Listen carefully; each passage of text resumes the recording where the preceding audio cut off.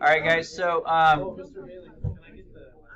for the next few days, guys, we're going to be talking about how to find area between two curves.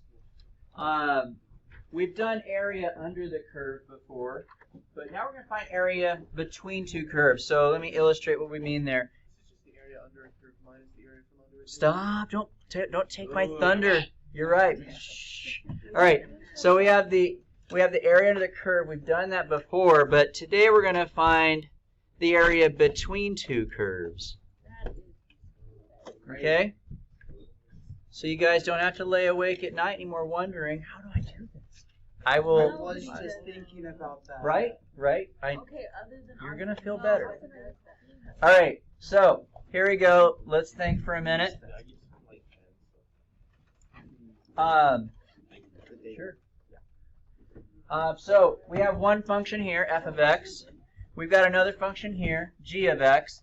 And if I wanted to find the area under the curve of f, I would just do the integral of f, right? From a to b. All right, I'm being too easy. And then let's say I want to find the area of g, right? So if I want to find that area, I would just do the integral of g from a to b, right? If I wanted to find the area between them, go ahead now, ruin my thunder. What would you do? You would subtract them. Okay? That's how you find the area between two. I'm glad this is so simple for you. That's how you find the area between two curves. Okay? Now, we have a little property, though, that we learned a while back that says that I could write it like this. Right? Just do them separately, or you could do them together, right? Well, we're going to do this. The reason we're going to do that is because it's simpler to calculate, and it's going to be simpler to write. And when we get to volume, we're going to want a prettier way to write it than as two separate integrals. So that's where we're going to go with it. But that's the idea. So here's what the official statement is then.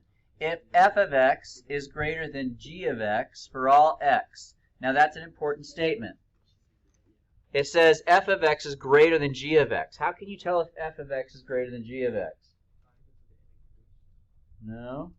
You could actually, but that's not where I want to look. You can tell by looking at the graph. How can you tell f of x is greater than g of x? It's above it. That's important because whichever one is above is the one that comes first. And you're subtracting from it the one that's below it. Okay? So, the one on top comes first, the one on bottom comes second. Okay? So, if that is the case, if f of x is greater than g of x, then basically you can just find the area in between the curves by subtracting those functions and integrating both simultaneously. All right. So there's our little rule. So let's go ahead and try a problem here. So, once again, now we are going to learn how to do this by hand on another day. I set aside a whole day to do these things by hand. But for today, we're just going to do calculators. So, go ahead and turn on your calculators. If you want to clear them up completely, you can push second plus 712.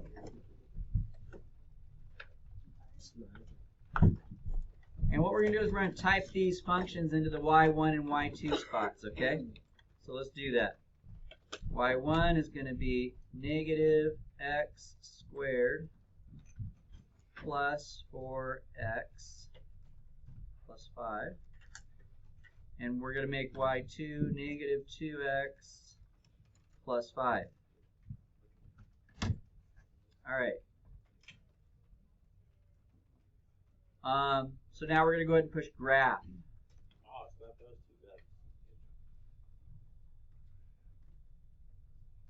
So I'll wait for you guys to catch up there. Let me back up a little bit. On this problem here that I was on the last slide, what am I integrating from for this little green function here? We're going from A to B. Sometimes they will tell you where to start and where to stop. But you'll notice that on the problem that we're working on right now, they don't tell us where to start and where to stop. But when you look at your graph, you can kind of tell where to start and stop. Where do you start at? The point where they intersect and then the other point. That's right. You start where they cross and you end where they cross. So we want to find this area right here.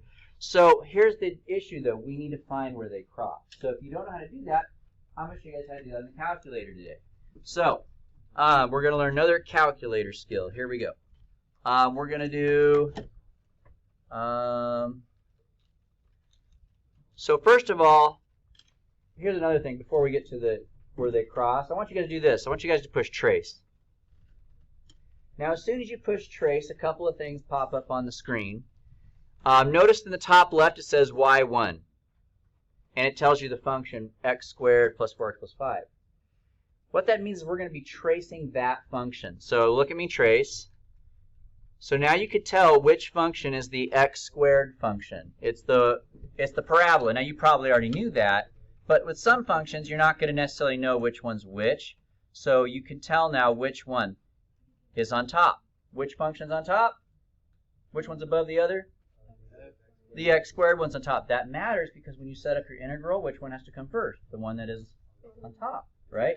And so now we know that the negative x squared plus 4x plus 5 is the one that comes first. And we also know that that's y1, right? So when we're punching this into our calculator, it's going to be y1 minus y2. It's not going to be y2 minus y1. So if you push trace, you can identify which function is which, and you can know which one's on top, so you know how to set up your subtraction problem, okay? All right. Now I want to show you guys how to find the place where they intersect. So go ahead and push second and calc. And which one am I going to pick? Intersect. That's finally something makes sense. So we're going to scroll over to a point where they cross. So I'm going to find the one on the right first.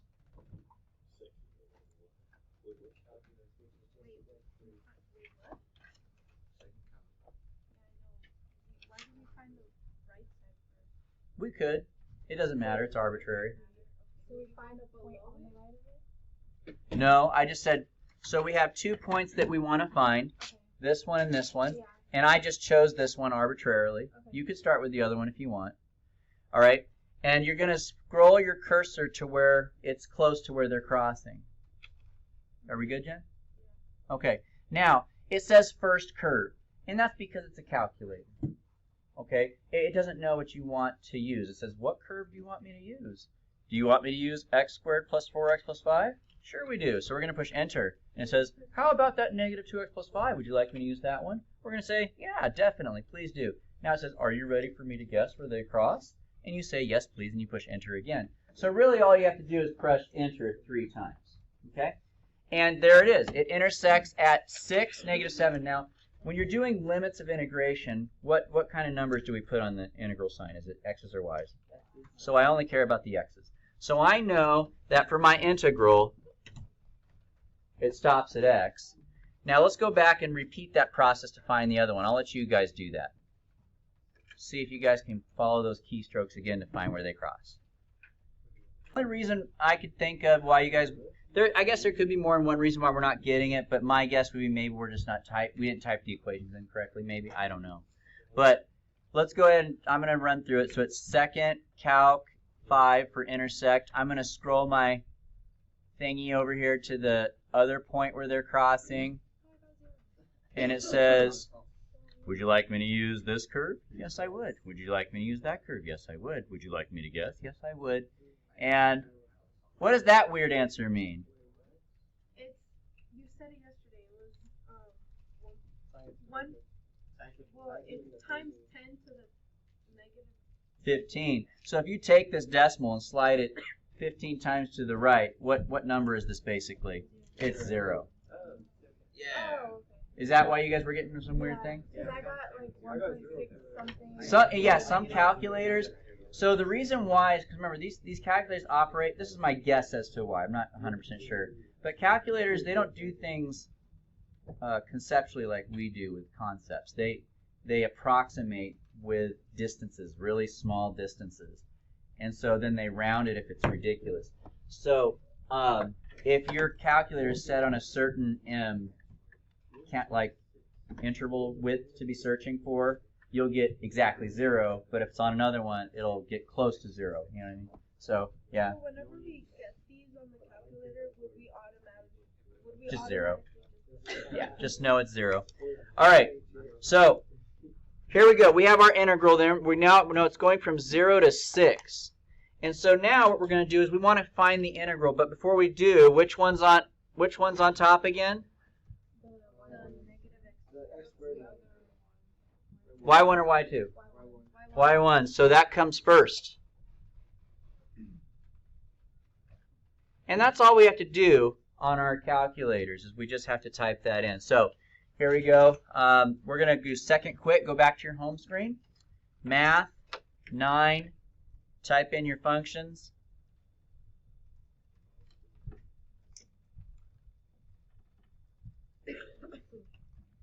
And your limits. Now, once again, we're going to do this later on today, but you guys remember how to store values under A and B? When you get weird limits, and you will, they're not always going to be like nice ones like 0 and 6. When you get really weird answers, store them under A and B, okay? So, 36 is my answer. So that would be the area between those two lines. Okay? So I'm going to let you guys try one now from beginning to end on your own.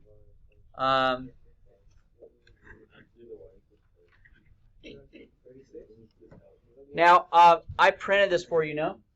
Did I print the student practice? Okay, I want you guys to use 8 minus x instead of 5 minus x. Okay? So I'll pause there and let you guys work for a little bit. I think we're all getting 12.42 something, right? Okay. Now, here's the situation. You got to know which one comes first. Now, whenever you turn on your calculator, right, you would have seen this picture, something like this, right? Now, what you're supposed to do is you got to figure out which function comes first. I'm going to call this one y1 and this one y2. I'm assuming most of you guys did it that way. It doesn't matter, though, which one you call which. So I'm going to call the top one y1, the bottom one y2. Now, you're going to push trace.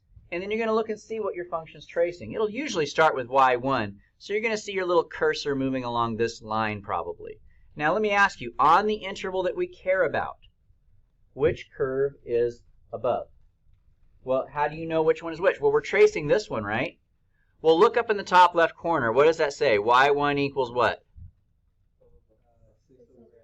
Okay, so that means this is the bottom function. That one's under the other function, isn't it? Right? So it's got to be top minus bottom. So it's top minus bottom. Or whatever you typed in your calculator would look like this then if you labeled them the way I did. Would be y2 minus y1. Now the limits matter too though. You guys remember if you have the limits, you get the same thing if you flip the limits, but it just changes the sign. So if you want to get a positive answer, you put the smaller one on the bottom, bigger one on the top. Okay? So, but remember, you stored them under letters. So you have to know what letter was which, right? Most of you guys probably stored the 0.8481 as A, right? And then you probably stored the B one as, what was that, 7? Yeah, 7.162. Okay, so you probably labeled it that way. Now, it's possible maybe you called this one B and that one A. But you have to remember. But the point is that the A, the smaller one in this case, is going to go on the bottom. The bigger one goes on the top. But doesn't our calculator automatically know? No, if you type it in backwards, it'll give you a negative answer. Okay? So when you guys typed it in backwards, did you also flip these? Yeah. That's a double negative. Oh, Yeah. so it doesn't, as long as you match them up. Kind of, sure, sure.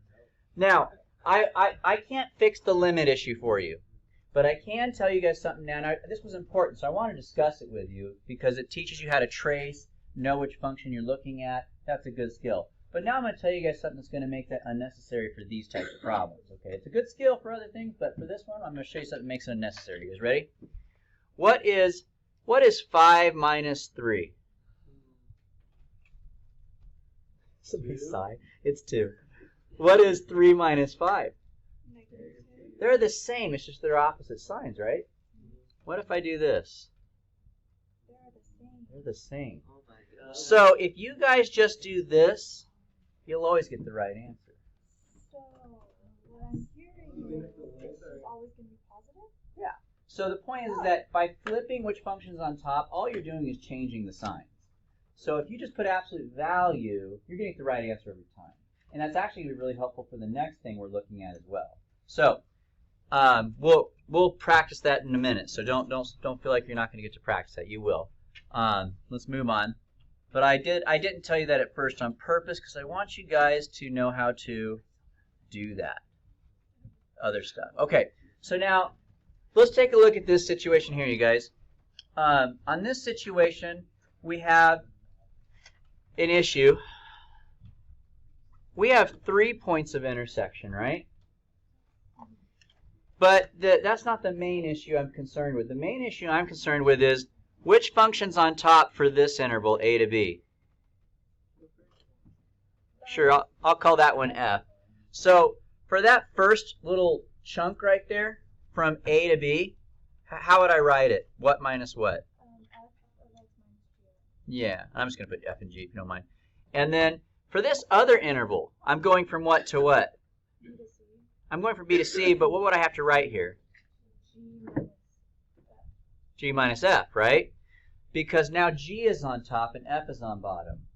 Now, we're going to have a day where we're going to be doing integrals by hand also like this.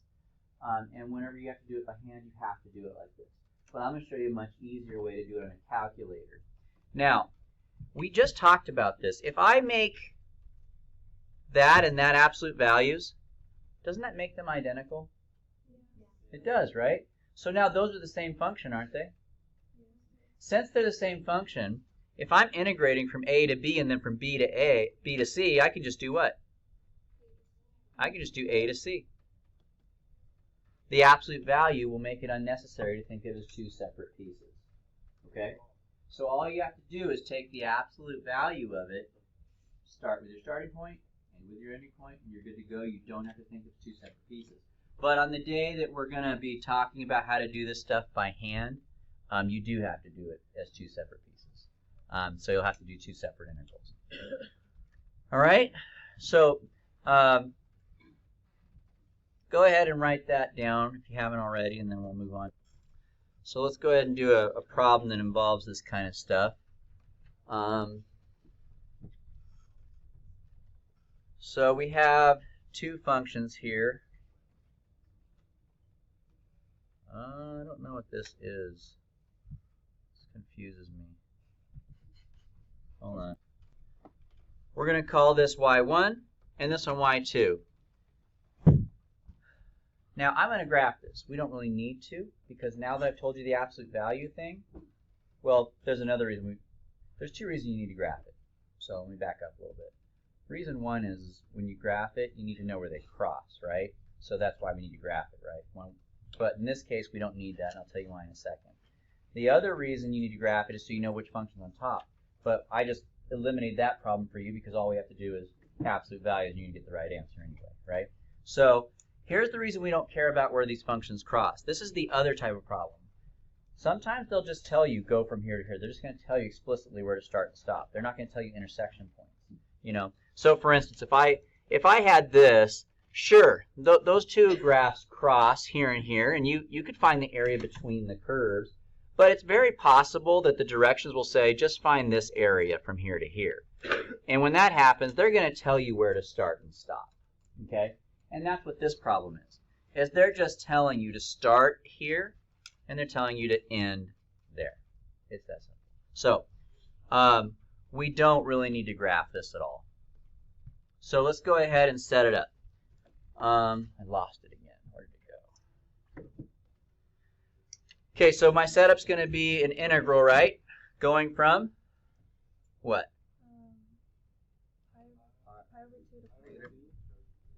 Negative pi over 2 to pi. So those are your limits right there.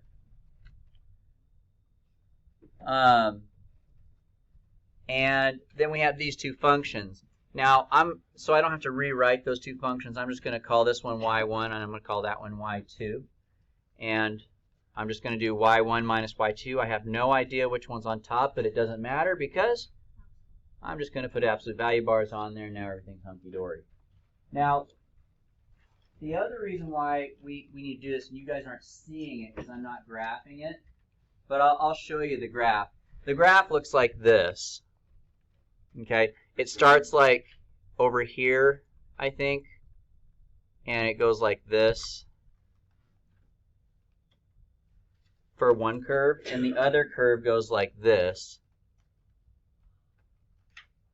Do those two curves cross on the interval that we care about here? We're going from here to here. Do the two curves cross? They do. They cross right here, don't they? So now technically, if we were going to do this by hand, we would have to do two separate integrals. I would have to do an integral here, because for this interval, the black one's on top of the pink one. And then I would have to do another integral for where the pink's above the black, because I would have to flip the order, right? But we're not doing it by hand, so we don't have to worry about that. The absolute value cancels all that out. We don't even need to look at the picture. We don't even care that they're crossing. It's just going to tell us the answer. So let's go ahead and do that. I'm sure you guys could totally do this now, but I'll type it in anyway.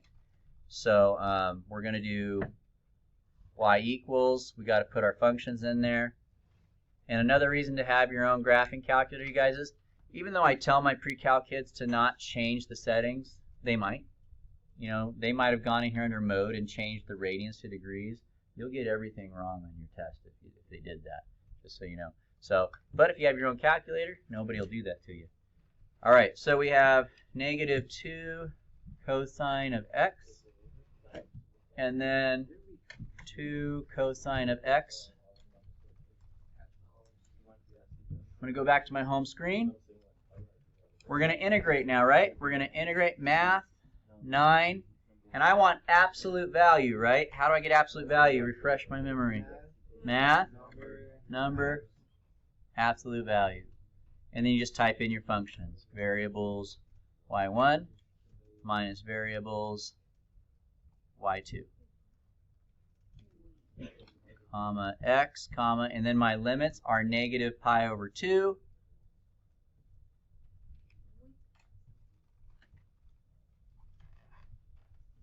Followed by pi. And 12 is correct. I heard some of you guys saying that. 12 is correct. All right.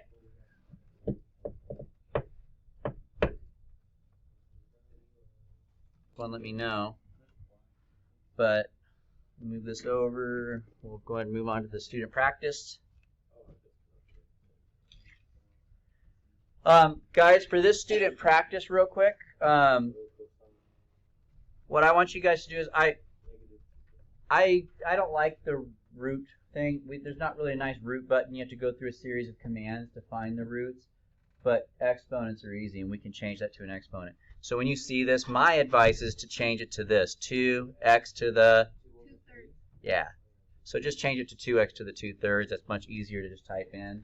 But when you do type in this thing, especially if you have one of the old nasty calculators like mine, make sure you put that fraction in parentheses.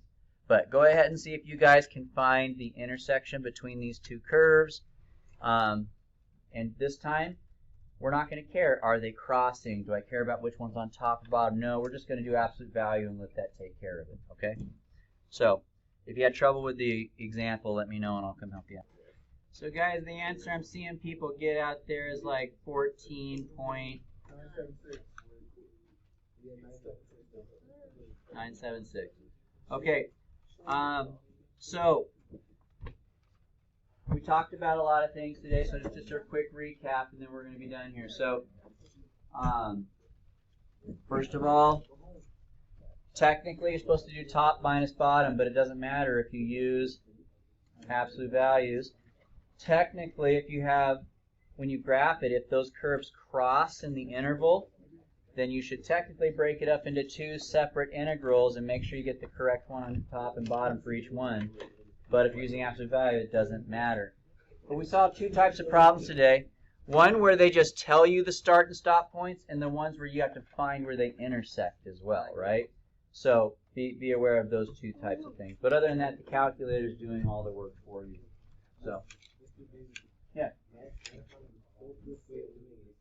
Oh yeah?